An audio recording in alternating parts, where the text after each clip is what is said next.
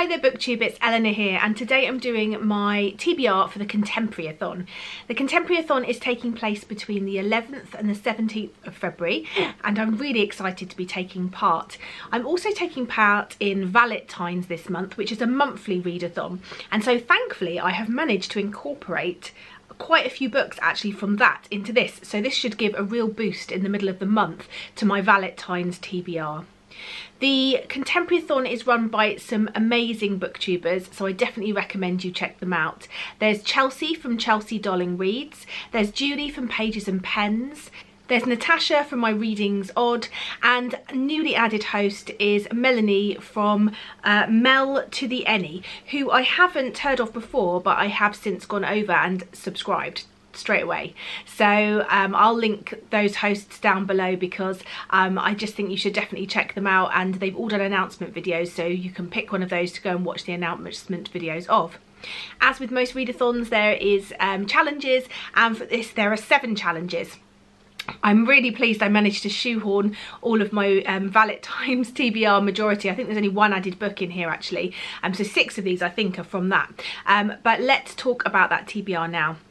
The first prompt is to read a recent purchase, and for that I'm going with Orange, the Complete Collection Volume 1.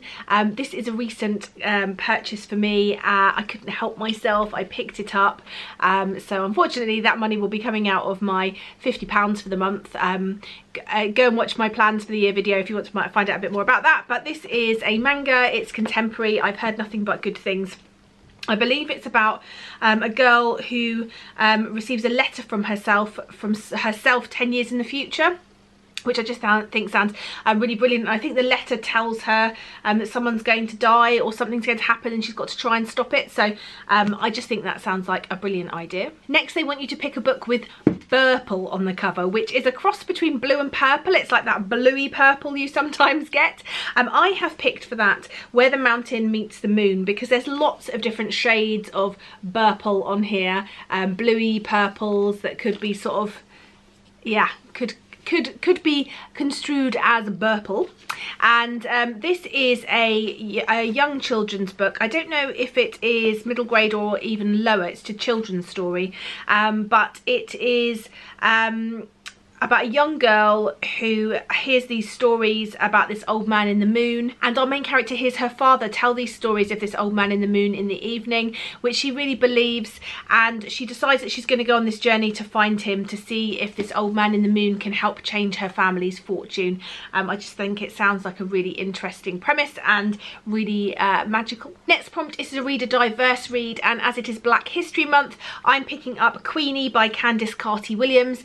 This is a review copy, so not what the real one will look like. This is a contemporary story about a black woman who is just trying to work out where her life is going, and I think it just sounds really good and a really it's meant to be quite funny, and I was lucky enough to hear Candice talk at a publishing event, and she was really engaging and really interesting. So I think if her writing is any you know, as engaging as she is, then it's definitely going to be a winner. So I'm looking forward to finally picking up that one. Next prompt is to pick up a dark, taboo or emotional read.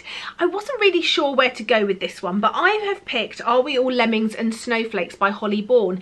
Now if you watched my try a chapter tag recently, this nearly made it as my top book to read, and I read the first chapter, and there is a girl who is contemplating, and if not about to, commit suicide, which I think is a very emotional and taboo and dark topic. So I'd really like to read this one and see where it goes. Prompt number 6 is to read a book you meant to read in 2018. Well, I can tell you that the majority of books I own were meant to have been read at least in 2018, but I'm going to go for Holding by Graham Norton. I was very kindly gifted this by Janet from Swirly Girly Reads last year, and it's about bloomin' time that I get to it, and I keep saying it, and now it's on 2 TBRs for this month. It's got to happen. So that is this one.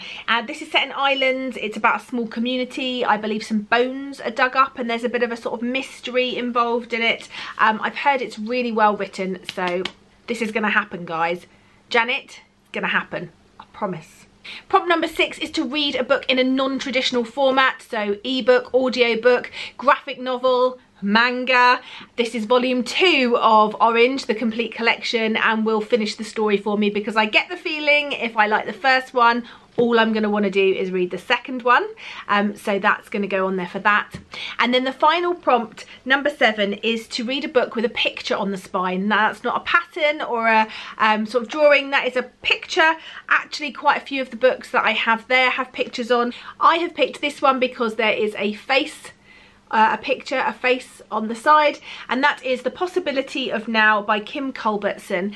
This I picked up because I really enjoyed another book by Kim Culbertson, Instructions for a Broken Heart, last year, and so I picked up this one because it just sounds the most interesting. It's about sort of a girl who seems to be an overachiever, and then all of a sudden she has this meltdown in one of her exams and she just doesn't feel like she can face going back to the same school, so she decides she's going to go off and live with her father, who she hasn't seen for a while, and I believe, where does she go to? She goes to Tahoe.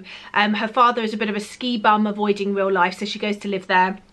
And I think it's about how she sort of picks up the pieces and the people that she meets. So that's my TBR. If I manage to complete all 7 in the week, A, I'll be amazed, and B, it would be amazing because that would really, really push me through and give me a really good boost for the end of Valentine's, which I'm determined to tick off all the bingo squares for. So I'm really looking forward to it, and as I say, if you want to know more, go and check out the ladies' channels, or all of them I suggest, but definitely go over and check out their announcement videos, because I think there is maybe group books or live shows and things as well, so definitely go and check that out. But that's it for me, and I look forward to speaking to you soon. Bye for now, BookTube.